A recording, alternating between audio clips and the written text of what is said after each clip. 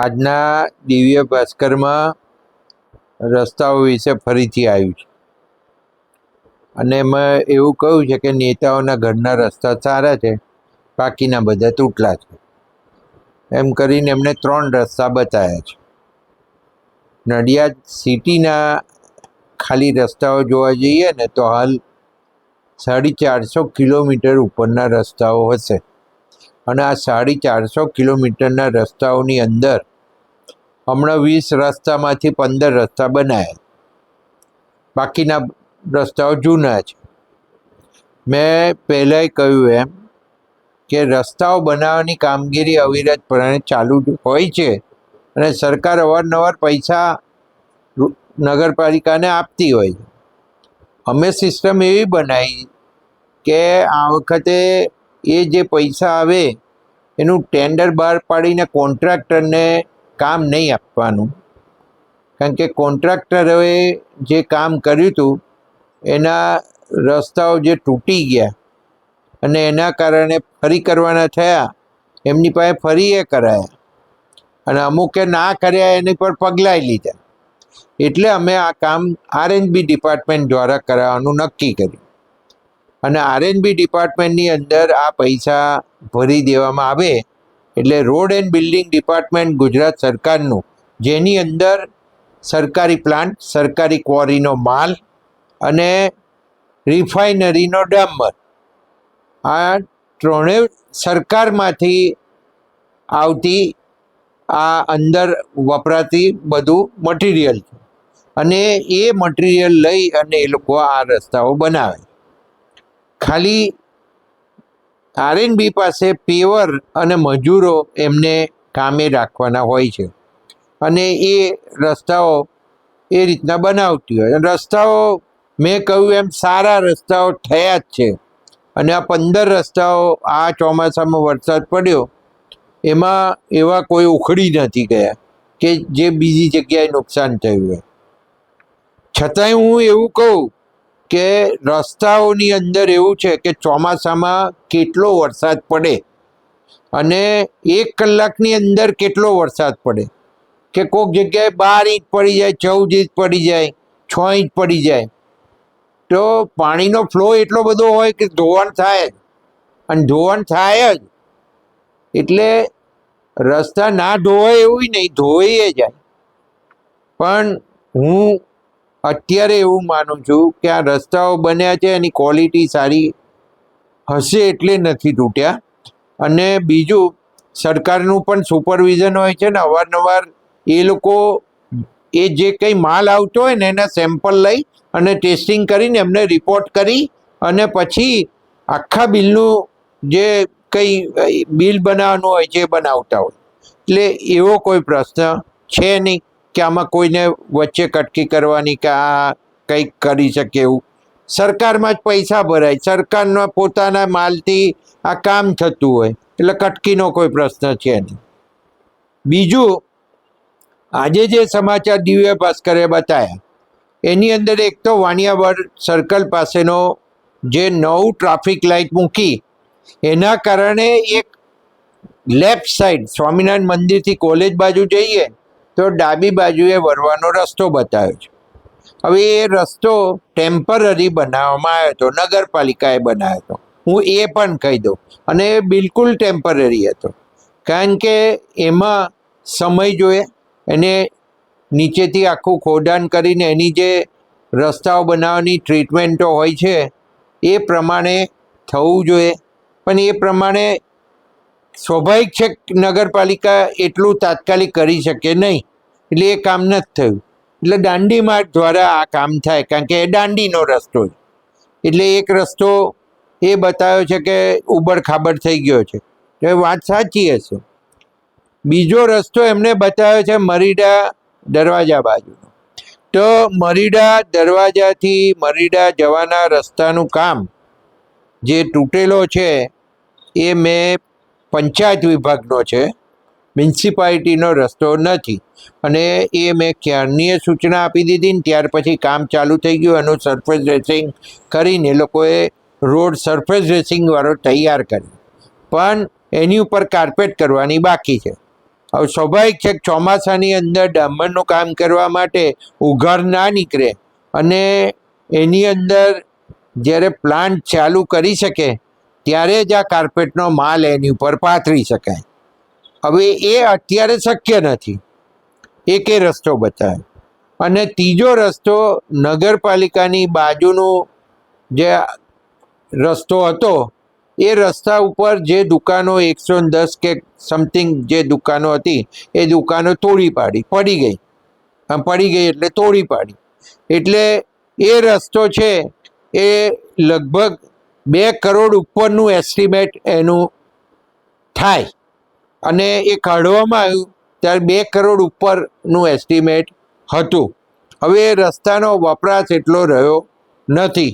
2 કે 3 ટ્રાન્સપોર્ટવાળા કે કોઈ 2-4 દુકાનો રહી હશે કે જે કંઈ હોય, તે ખાલી ટ્રાફિકેબલ રસ્તો એટલે અવર જવર થઈ શકે એવો રસ્તો કરી શકાય. બાકી એની પાછળ 2 કરોડ રૂપિયા અને 2 કરોડથી ઉપરની રકમ ખર્ચાય નહીં. 2 કરોડમાં નડિયાદના ઘણા બધા રસ્તાઓ થઈ શકે.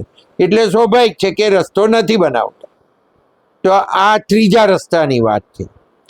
કોઈ પણ જાતના ટેકનિકલ કારણો જાણ્યા વગર એમને મન ફાવે એ રીતના એમના પ્રેસ રિપોર્ટરો, જેની પાસે આ બધી કોઈ જાતની સમજ હોતી નથી, અને મન ફાવે એવા એ લોકો એમની સ્ટોરી બનાવી અને આ એમના ન્યૂઝપેપરની અંદર છાપી અને પ્રજાને ગેરમાર્ગે દોરવાના પ્રયત્નો કરે છે, એ તદ્દન ખોટા છે. ત્રીજી વસ્તુ કે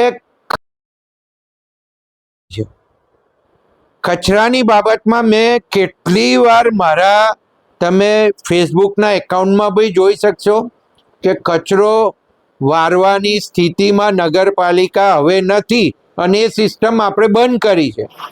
જે છે એમાં જૂના જગ્યાઓ પર કંઈક ચાલુ હશે. બાકી અમે નહીં, સમગ્ર ગુજરાતમાં એ સિસ્ટમ બંધ થઈ ગઈ, અને કચરો ડોર ટુ ડોર ઘરેથી ઉપાડવાની વાત છે, અને એમાં કોન્ટ્રાક્ટ સિસ્ટમથી અત્યારે અપાઈ ગયું છે. જો કોઈ જગ્યાએ કચરો લેવા ના આવતું હોય તો નગરપાલિકામાં ફરિયાદ કરે કે મારે ત્યાં 1 દિવસ થયો, 2 દિવસ થયા, કચરો લેવા નથી આવ્યો. પણ મહેરબાની કરીને આપણે કહેલું છે કચરો એમાં નાખો. હવે એમાં પણ એમણે લખ્યું છે કે નેતાઓના ઘરના રોડ ચોખ્ખા હોય છે. તો મારે તમને કહેવું છે કે જતા આવતા અને તમે રસ્તા પર કોઈને પૂછજો કે કોઈ કચરો બહાર નાખતો હશે ને, તો હું જાતે ઉઠાવડાવું છું અને કચરો કચરા પેટીમાં નાખો, આવી સૂચના આપું છું. અને એ રોડ ચોખ્ખા રહેવાનું કારણ એ પ્રજા છે, એ રોડ ઉપર રહેતી પબ્લિક છે કે એને એ રોડ ચોખ્ખા રાખે છે. કારણ કે રોડ પર કચરો કઈથી આવે? ઘરમાંથી બહાર ના આવે. તો ઘરમાંથી બહાર તમે કચરો નાખો અને પછી એવું કહો કે રોડ સાફ થતા નથી, તો ફરીથી કહું છું કે કચરો વારવાની સિસ્ટમ નીકળી ગઈ છે.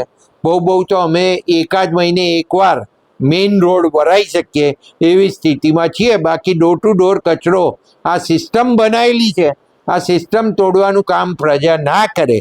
અને પ્રેસવાળાને, એને જે દિવ્ય ભાસ્કરે છાપ્યું છે એને મેં અસંખ્ય વાર કહ્યું છે કે તમે તમારા ન્યૂઝપેપરની અંદર છાપો ને, પ્રજાને રિક્વેસ્ટ કરો ને કે તમે કચરો બહાર નાખે, એવું કોને એમને.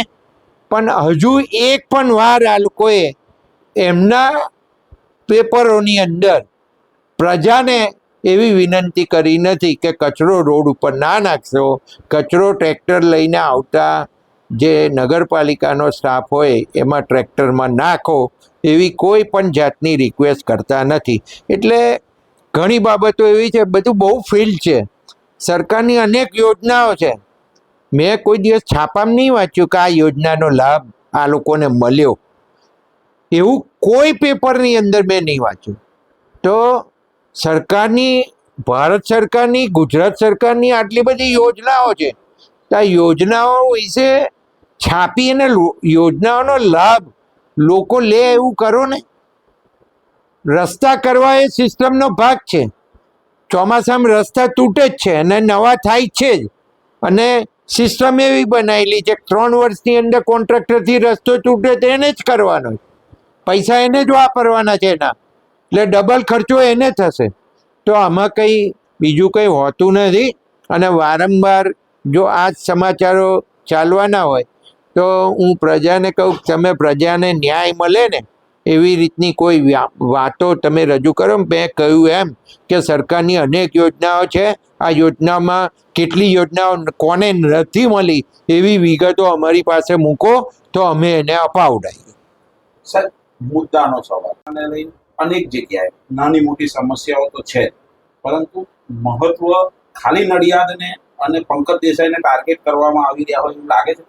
એટલે મને ઘણીવાર હસવું આવે છે કે હું જ્યારે બી કોઈ પણ આવૃત્તિ ન્યૂઝપેપરની છપાતી હોય ને એમાં જોતો, હું રોજ વાંચતો જોઉં બધા સમાચાર, તો એમાં પહેલું ગમે તે પેજ ખોલીએ ને એટલે નડિયાદ જ નીકળે અને નડિયાદના જ સમાચાર હોય. હવે મને ખબર છે કારણ કે હું દરેક જગ્યાએ ફરતો હોઉં છું. તૂટ્યા છે બધું મને ખબર હોય છે અને હું એને કરાવવાની તાત્કાલિક કરાવવા માટેની પણ એની પાછળ પડતો હોઉં છું અને થઈ પણ જતા હોય છે. અને અત્યારે પણ સૂચનાઓ રસ્તાઓ રિપેરિંગની અપાઈ જ ગઈ છે. હમણાં જ ગઈકાલે જ માન્ય મુખ્યમંત્રીશ્રીએ 1 કરોડ રૂપિયા વર્ગની નગરપાલિકાને રસ્તાઓ રિપેરિંગ માટે આપ્યા છે. પણ હવે ચોમાસું છે તો ખુલ્લું નીકળે ત્યારે જ પ્લાન્ટ ચાલુ થાય. ડામરનો પ્લાન્ટ ચાલુ ચોમાસામાં કરીને રસ્તો ના કરી શકાય. આવું પ્રેસ રિપોર્ટરને ખબર હોવી જોઈએ. થોડીક ટેકનિકલ બાબતો એણે પણ જાણવી જોઈએ. અને મને ટાર્ગેટ કર્યા વગર તમારે જે ટાર્ગેટ મને કરશો એનો વાંધો નહીં, હું તો જવાબ આપી જ દઈશ, કારણ કે હું સતત એક્ટિવ છું અને દરેક રોડ ઉપર ફરું છું, એટલે હું તો એનો જવાબ આપવાનો જ છું. પણ મેં કહ્યું એમ તમે સરકારની અનેક યોજનાઓ છે, આ યોજનાઓનો લાભ લોકો સુધી પહોંચ્યા છે કે નહીં, પ્રજાતંત્રને એનો લાભ મળ્યો છે કે નહીં, એનું તમે ચકાસણી કરી અને ના હોય એવાને લાભ અપાવવા માટે તમે રજૂઆત કરો. અમે એ લોકોને લાભ અપાવવા માટે તત્પર રહીશું અને તમે કહેલું કામ પણ કરીશું. અને આવા ફોટાઓ તમે મૂકશો એ પણ કામ કરીશું. પણ પ્રજાને ગેરમાર્ગે દોડી અને કચરો રોડ ઉપર નાખવા માટે તમે પ્રેરણા ના આપશો. તમે કચરો એનું જે કોન્ટ્રાક્ટ સિસ્ટમ છે અને ડોર ટુ ડોર કચરો ઉઘરાવવા આવે છે એમાં નાખે એવું કહો.